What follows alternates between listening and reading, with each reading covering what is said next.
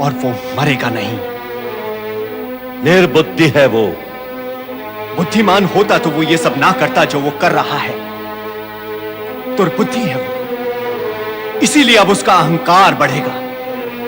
अहंकार बढ़ने से अत्याचार बढ़ेंगे और अत्याचार बढ़ने से उसकी शक्ति भी बढ़ेगी और स्वर्ग पर पुनः अधिकार प्राप्त करने की हमारी सारी की सारी संभावनाएं समाप्त हो जाएंगी। ये सब होगा, किंतु तुम्हारे लिए चिंता करने का कोई कारण नहीं है।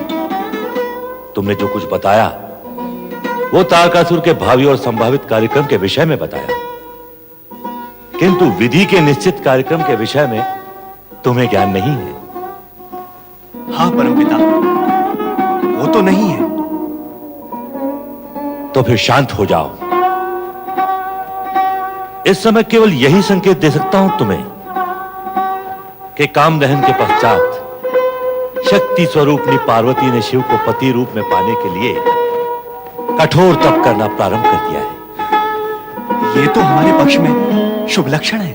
और तारकासुर के विषय में अशुभ। मैंने सदा इस सत्य को दोहराया है कि तप कभी व्यर्थ नहीं जाता। उसके शुभ परिणाम विलंब से ही सही, किंतु प्रकट अवश्य होते हैं। फिर भी क्या?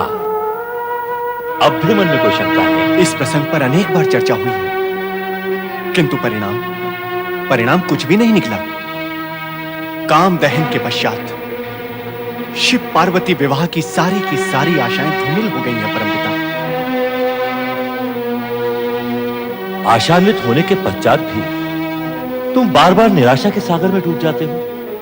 क्या तुम नहीं जानते कि शिव की कृपा से असंभव भी संभव हो जाता है?